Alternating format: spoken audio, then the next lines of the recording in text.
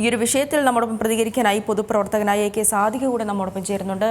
ശ്രീ സാദിഖ്, നോക്കൂ, ഈ തെരുവുനായ ശല്യം നമ്മൾ കുറച്ചധികം കാലങ്ങളായി സംസാരിച്ചുകൊണ്ടിരിക്കുന്ന ഒരു വിഷയമാണ്. തെരുവുനായ ശല്യം അത് കടിയേൽക്കുന്നതായിക്കോട്ടെ, ഈ ജനങ്ങളെ കടിക്കുന്നതായിക്കോട്ടെ, അല്ലെങ്കിൽ ഈ വണ്ടികൾക്ക് കുറുകെ ചാടി ഉണ്ടാകുന്ന അപകടങ്ങളായിക്കോട്ടെ, അതിങ്ങനെ വർദ്ധിച്ചു വരുന്നൊരു സാഹചര്യം. എന്നിട്ട് പോലും ഈ ഒരു തെരുവു നായ്ക്കളുടെ ഒരു എണ്ണം കുറയ്ക്കുന്നതിനൊരു ഫലപ്രദമായ ഒരു സംവിധാനം ഇപ്പോഴും നമുക്ക് നിലവിൽ വന്നിട്ടില്ല എന്നുള്ളത് വളരെയധികം ഖേദകരമായ ഒരു സംഭവമാണ്. തീർച്ചയായിട്ടും നമുക്ക് കഴിഞ്ഞ എത്രയെങ്കിലും വർഷമായി, പ്രത്യേകിച്ച് കേരളത്തിൽ, ഒരുപക്ഷെ ഇന്ത്യയിലെ 28 സംസ്ഥാനങ്ങളിൽ ഏറ്റവും കൂടുതൽ ഈ തെരുവുനായ ശല്യം, അതുമായി ബന്ധപ്പെട്ട നായയുടെ കടി, അതേപോലെ പേവിഷബാധ, അപകടം, മരണം, ഇതിലൊക്കെ നമ്മൾ മുൻപന്തിയിൽ തന്നെയാണ്. ഇവിടെ ഏറ്റവും വലിയ വിഷയം ഈ സാധാരണ മനുഷ്യന് കിട്ടാത്ത പ്രാധാന്യവും സ്നേഹവും സ്വാതന്ത്ര്യവുമൊക്കെ ഈ തെരുവ് നായ്ക്കൾക്ക് വേണ്ടി ആവശ്യപ്പെടാനും അവർക്ക് വേണ്ടി സമരം ചെയ്യാനും സംഘടനകൾ ഉണ്ടാക്കാനും തെരുവ് നായ്ക്കെതിരെ സംസാരിക്കുന്നവർക്കെതിരെ പ്രതികരിക്കാനും വരെയുള്ള സംവിധാനമുള്ള നാടായി നമ്മുടെ നാട് മാറിയിട്ടുണ്ട്. മനുഷ്യ സ്നേഹത്തോടൊപ്പം മൃഗസ്നേഹം വേണ്ട എന്ന് നമ്മൾ ആരും പറയില്ല, ഒരാളും അത് പറയില്ല. പക്ഷേ മനുഷ്യന് കിട്ടുന്നതിനേക്കാൾ പ്രാധാന്യം മൃഗങ്ങൾക്ക് കൊടുത്ത് അത് ജീവിതത്തെ ദുസ്സഹമാക്കുമ്പോൾ ഇടപെടാതിരിക്കുന്നത് എങ്ങനെയാ? എന്തായാലും നമുക്കിപ്പോൾ ആകെ പ്രതീക്ഷയുള്ളത് ഈ അടുത്ത ദിവസങ്ങളിലായി പരമോന്നത സുപ്രീം കോടതി ഒരു ജഡ്ജ്മെന്റ് കൊണ്ടുവന്നതാണ്. അത് പ്രതീക്ഷ നൽകുന്നതാണ്. അതായത് മനുഷ്യന് സ്വതന്ത്രമായി സഞ്ചാര സ്വാതന്ത്ര്യം, ആ സഞ്ചാര സ്വാതന്ത്ര്യത്തിന് തടസ്സമായി വരുന്ന തെരുവ് നായ്ക്കളുടെ കാര്യത്തിൽ ഫലപ്രദമായി ഇടപെടൽ ഉണ്ടാകണമെന്നുള്ള ആ സുപ്രധാനമായ വിധി നമ്മൾക്ക് വളരെ സ്വാഗതാർഹമാണ്. ഡൽഹിയിലെ 6 വയസ്സുള്ള ഒരു കുട്ടിയെ ഒരു നായി കടിച്ച് ഏതാണ്ട് ആ കുട്ടി മരണപ്പെടുന്ന ഒരു സാഹചര്യത്തിൽ ആണ് ആ കേസ് സുപ്രീം കോടതി വളരെ ഗൗരവമായി എടുത്തത്. ഇവിടെ ഇപ്പോൾ ഇന്നും കരുനാഗപ്പള്ളിയില്, ശാസ്താംകോട്ടയില് നായ്ശല്യം അല്ലെങ്കിൽ തെരുവ് നായ്ക്കളുടെ ശല്യം മൂലം അപകടമുണ്ടായി. ഇതിപ്പോ ഒരു വാർത്തയേ അല്ലല്ലോ കേരളത്തിൽ. ഓരോ ദിവസവും പല പ്രദേശങ്ങളിൽ നിന്നുള്ള വാർത്തകൾ നമ്മൾക്ക് എല്ലാ ദിവസവും കാണാം. പത്രങ്ങൾ നോക്കിക്കഴിഞ്ഞാൽ വേണ്ടി വന്നാൽ ഒരു പേജ് തന്നെ ഇതിനു വേണ്ടി മാറ്റി വെക്കാവുന്ന രീതിയിലുള്ള സംഭവങ്ങളുണ്ട്. പലതും റിപ്പോർട്ട് ചെയ്ത് വരുന്നു, പലതും റിപ്പോർട്ട് ചെയ്ത് വരുന്നില്ല. റിപ്പോർട്ട് ചെയ്ത് വരുന്നത് തന്നെ നമ്മൾ ക്രോഡീകരിച്ച് കണക്കെടുക്കുന്നില്ല. എന്തായാലും ഈ അടുത്ത സമയത്ത് ഓരോ വർഷവും നമ്മുടെ തെരുവ് നായ്ക്കളുടെ കടിയേൽക്കുന്ന ആളുകളുടെ എണ്ണം ഈ അടുത്ത സമയത്ത് വന്നത് നമ്മളുടെയൊക്കെ മനസ്സിൽ കിടപ്പുണ്ട്. 2023 കലണ്ടർ വർഷം 3,06,000 പേർക്ക് കടിയേറ്റു എന്നുള്ളതും, തൊട്ടടുത്ത് 2024 3,16,000, അവിടെയും നമുക്ക് വർധനവുണ്ട്, 1ാം സ്ഥാനത്ത് തന്നെയാണ്. അതിങ്ങനെ വർഷം കഴിയുന്തോറും വർദ്ധിച്ചു വരുന്നു എന്നുള്ളതല്ലാതെ അതിന്റെ എണ്ണം കുറയ്ക്കാൻ നേരത്തെ ചോദിച്ചതുപോലെ എന്ത് ആണ് ഇവിടെ ഫലപ്രദമായി നടപ്പിലാക്കുന്നതെന്ന് ചോദിച്ചാൽ ഒന്നും നടപ്പിലാവുന്നില്ല.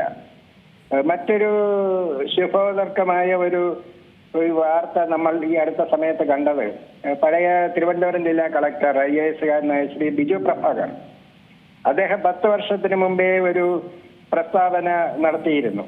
അദ്ദേഹം പറഞ്ഞത്, നമ്മുടെ നാട്ടിൽ പക്ഷിപ്പനി എന്ന രീതിയിൽ ഈ താറാവിനെങ്ങാനും ഒരു അസുഖം വന്നു കഴിഞ്ഞാൽ 1000കണക്കിന് താറാവുകളെ, ഒരു താറാവിൻ കൂട്ടത്തിൽ 1 2 താറാവിന് അസുഖം കണ്ടാൽ ഈ 1000കണക്കിന് താറാവുകളെ മണ്ണെണ്ണ ഒഴിച്ച് സർക്കാർ തന്നെ കത്തിച്ച് കളയുക. ആലോചിച്ച് നോക്കൂ, താറാവിന്റെ ജീവന് ഒരു വിലയുമില്ല.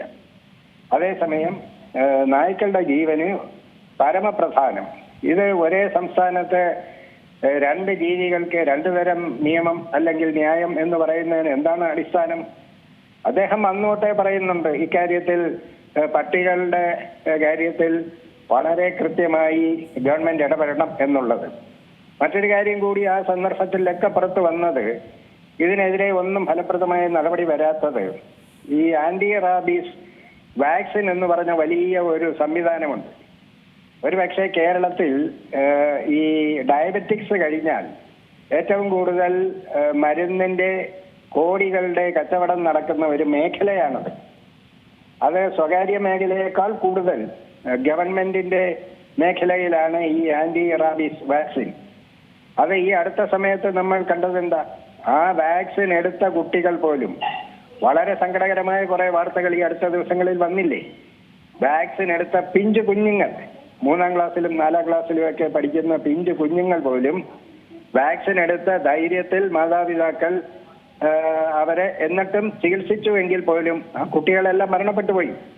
അപ്പോൾ ഈ വാക്സിൻ തന്നെ ഫലപ്രദമായി ഇഫക്റ്റീവായ ഗുണനിലവാരമുള്ള വാക്സിൻ ആണോ എന്ന് പോലും നോക്കുന്നില്ല.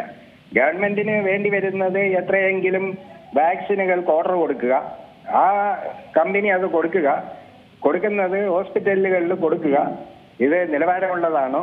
നിലവാരമില്ലാത്തതാണെങ്കിൽ നിലവാരമില്ലാത്ത ആരെങ്കിലും നൽകിയാൽ ഏതെങ്കിലും ആളുകൾ അതിന്റെ പേരിൽ മരണപ്പെട്ടാൽ ആ കമ്പനിയിൽ നിന്നും കോടിക്കണക്കിന് രൂപ നഷ്ടപരിഹാരമൊക്കെ ഈടാക്കാൻ വ്യവസ്ഥ വെക്കാവുന്നതേ ഉള്ളൂ. പക്ഷെ അതൊന്നും വ്യക്തികൾക്ക് പറ്റില്ല, സംഘടനകൾക്ക് പറ്റില്ല, ഗവൺമെന്റുകൾക്കേ പറ്റുകയുള്ളൂ. ആ ഗവൺമെന്റുകളെ കൊണ്ട് അത് ചെയ്യിപ്പിക്കാൻ ഒരു പരിധി വരെ കോടതിക്കും കഴിയും എന്ന് മാത്രമേ ഉള്ളൂ. പിന്നെ നമ്മളുടെ നാട്ടിൽ വേറൊരു വലിയ സംസ്കാരം കാണാറുണ്ട്. വലിയ വില കൂടിയ കാറിനകത്തൊക്കെ ആഹാരവും ആഹാരാവശിഷ്ടമൊക്കെ കൊണ്ടുവന്ന് പരസ്യമായി നമ്മുടെ റോഡുകളിൽ നായ് സ്നേഹം പ്രകടിപ്പിക്കുകയും ഒപ്പം ഒരു പക്ഷേ ഇതൊക്കെ വേസ്റ്റ് മാനേജ്മെന്റിന്റെ മറ്റൊരു മറ കൂടി പിടിച്ചുകൊണ്ട് ഒരേ സമയം മാലിന്യ നിക്ഷേപവുമാകും മൃഗസ്നേഹവുമാകും. അപ്പൊ അത്തരക്കാരോടൊക്കെ സുപ്രീം കോടതി ഈ അടുത്ത സമയങ്ങളിൽ ചോദിച്ച ചോദ്യം, നിങ്ങൾ ഒരു കാര്യം ചെയ്യും, ഈ തെരുവ് നായ്ക്കളെ നിങ്ങളുടെ വീട്ടിൽ കൊണ്ടുപോയി വളർത്തിക്കൊള്ളൂ. അതിനാരെങ്കിലും തയ്യാറാകുന്നോ? തെരുവിലോട്ട് കൊണ്ടുവന്ന് ആഹാരം കൊടുക്കാൻ തയ്യാറാകുന്നവർ 4 നായ്ക്കളെ വീതം അവരവരുടെ വീട്ടിൽ കൊണ്ട് വളർത്തട്ടെ. ഇപ്പൊ സർക്കാരിന്റെ ഒരു പദ്ധതി ഉണ്ട്, ABC, അനിമൽ ബർത്ത് കൺട്രോൾ. എത്രയോ കോടിക്കണക്കിന് രൂപയാണ് ഈ അക്കാര്യത്തിൽ സർക്കാരുകൾ ചെലവാക്കുന്നത്, തദ്ദേശ സ്വയംഭരണ സ്ഥാപനങ്ങൾ ചെലവാക്കുന്നത്.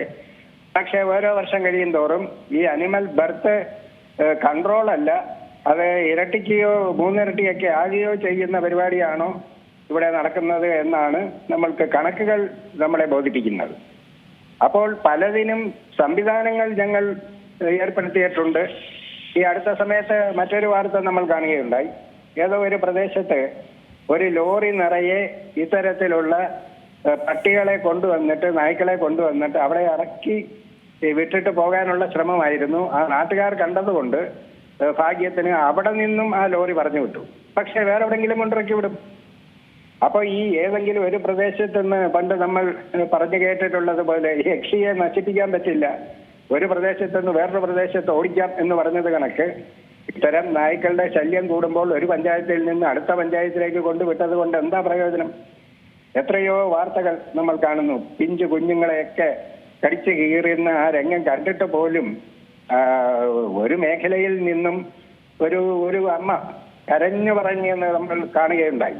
ഞാൻ എത്രയോ പ്രാവശ്യം പറഞ്ഞതാണ് ആളുകളോട്, ഇവിടെ കൊണ്ടുവന്ന് വേസ്റ്റ് ഇടരുത്, ഈ വേസ്റ്റ് ഇട്ടാൽ ഈ വേസ്റ്റ് കഴിക്കാനായി വരുന്ന പട്ടികൾ, നായ്ക്കൾ നമ്മൾക്ക് ബുദ്ധിമുട്ടാകും.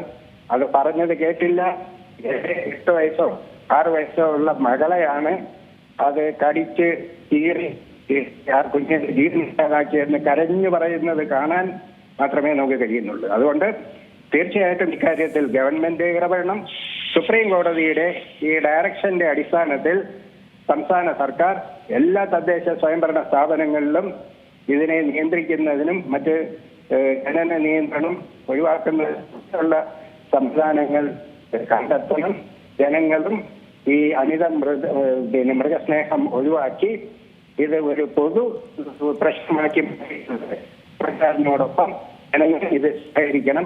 അങ്ങനെ കൂട്ടായി എല്ലാവരും കൂടെ ചേർന്ന് മാത്രമേ ഈ പ്രശ്നത്തിന് ശാശ്വതമായ ഒരു പരിഹാരം പടിവഴിയായിട്ടെങ്കിലും കണ്ടെത്താൻ കഴിയൂ.